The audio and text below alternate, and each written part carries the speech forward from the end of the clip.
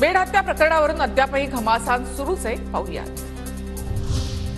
संतोष देशमुख यांचं कुटुंब लवकरच मुख्यमंत्र्यांची भेट घेणार। मुख्यमंत्री मसाजोगमध्ये येणार किंवा मग देशमुख कुटुंबीय मुंबईमध्ये जाणार।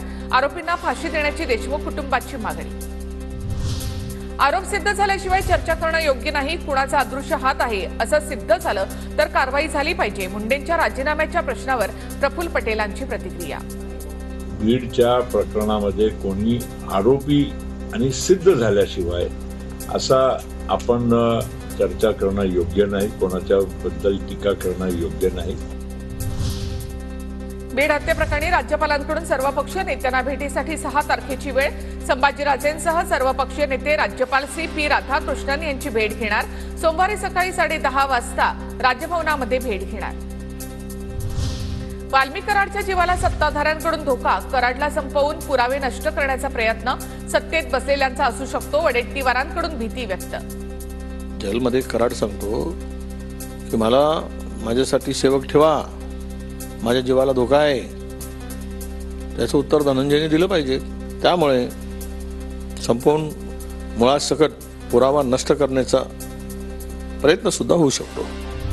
वाल्मिक कराडच्या जवळचे अधिकारी SIT टीम मध्ये आमदार सुरेश धस यांचा आरोप। SITतील अधिकारी बदलण्यासाठी मुख्यमंत्र्यांशी चर्चा करणार।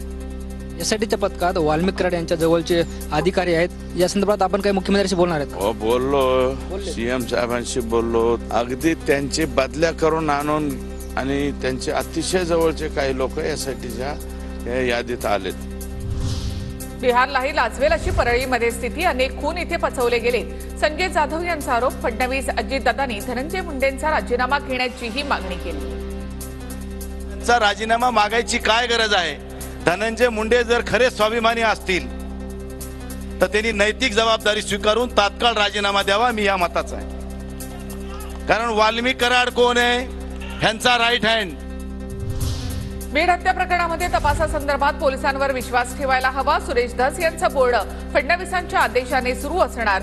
संजय राऊतांचा आरोप। मला असं वाटतं की बीडमध्ये आता सुरेश धस पुरेसे आहेत। सुरेश धस यांना देवेंद्र फडणवीसांचा आशीर्वाद आहे। धस साहेब आमचे जे काय बोलतायत ते फडणवीसांच्या आशीर्वादाशिवाय बोलणार नाहीत। मी 25 वर्ष आमदार, काय बोलायचं ते मला कळतं। सुरेश धस यांचा संजय राऊतांवर जोरदार पलटवार। देवेंद्र फडणवीसांचा आशीर्वाद आहेच, परंतु ह्या बाबतीतली भूमिका ही माझी भूमिका आहे आणि मी जे भूमिका घेतोय त्याला ते सपोर्ट करतायत। मी काही येडाबेडा थोडेच आहे।